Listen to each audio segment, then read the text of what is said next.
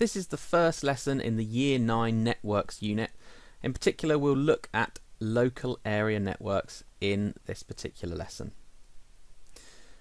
So we need to understand what a network is. We need to understand the advantages and disadvantages that networking brings.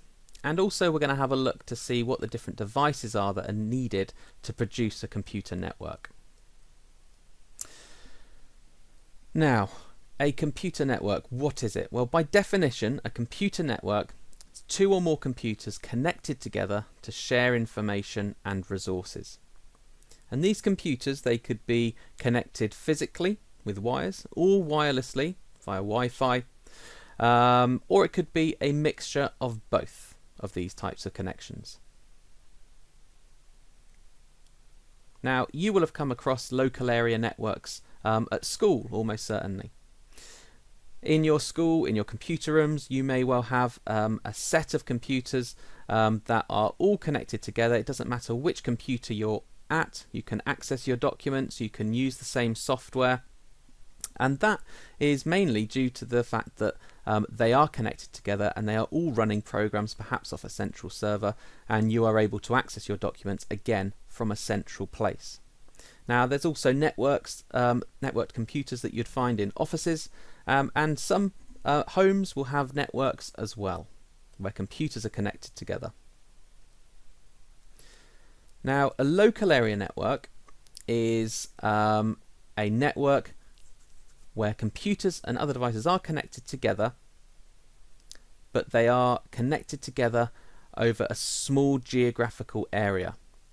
And by definition, in addition to local area networks being over a small geographical area, they are almost certainly, the devices that is on the network, will be owned by that particular organization.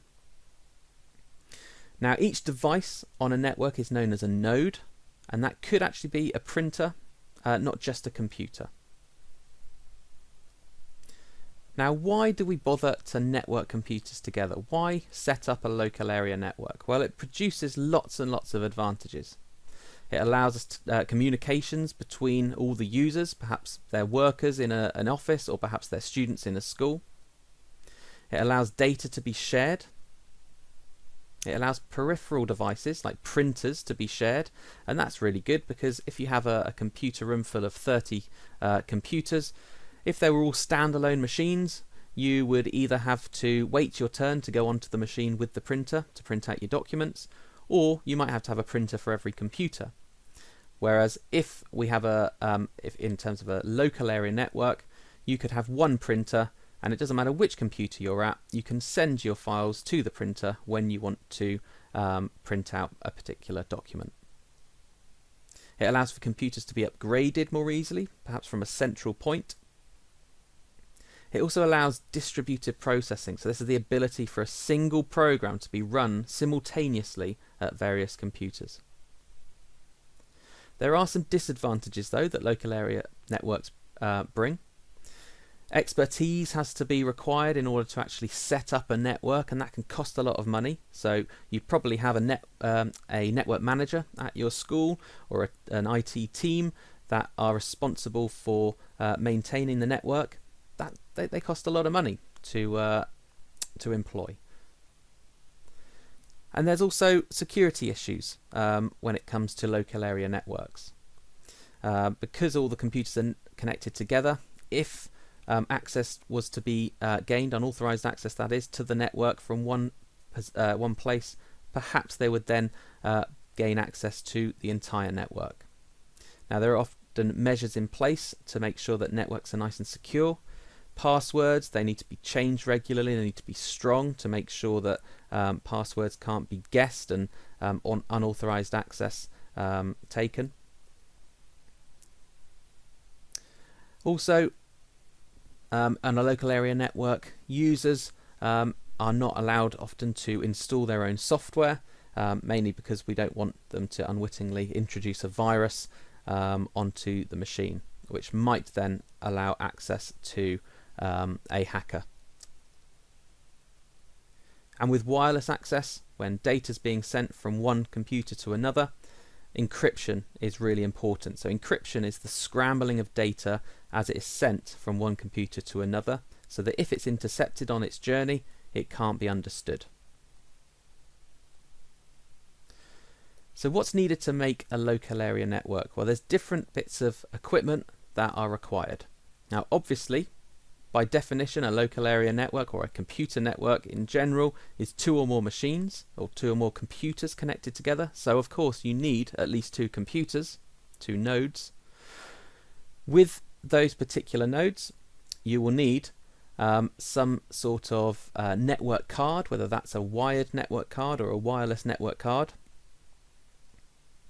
You will also need to have a hub or a switch, so that the data that is sent from one machine can be routed to the right place. And you'll also need some data transfer media, whether that is wires to allow the data to travel, or whether that's some sort of wireless access point where the data can travel wirelessly. So let's have a look at these in a bit more detail. At least 2 computers, 2 nodes, each having a network interface card. Now they need a network interface card so that the data from the machine can be converted into a form that can be then sent out across the network. Data transfer media is important. We need to have some sort of vehicle which can transport the data from one place to another. That's either through wires or through wireless technology. You need a hub or a switch. So you may well have seen a hub or a switch in your computer room at school. This is where all of the devices can connect together, all of the nodes on the network can connect together. They both are very similar in the fact that they do both connect devices on a network together. However, a hub and a switch does differ in terms of how effective it works. Now, a hub is not an intelligent device. It's known as a dumb device. Data is sent from one particular node to all the nodes across the network, and only those that are expecting to receive it will then obviously receive that data and work with that data. But ultimately the idea is that data is sent out to all the nodes across the network. It's very cheap. You could have USB hubs, really useful for home installations. But a switch, yes, it connects different nodes together, but it's known as an intelligent device. So this is where it routes data to the nodes that the data is intended for. So that then reduces network traffic, make a network run faster. But that's a little bit more expensive than a hub. Now, if you then want your local area network to connect to the internet, you would need to have a router as well. So those are the main devices that you need in order to produce a local area network. And there's not many of them. But obviously, the more nodes you have on a network, the more cabling you perhaps need, the more network interface cards you might need, the bigger the switch you might need. Therefore, as networks grow in size, they become more costly and they become more challenging to maintain.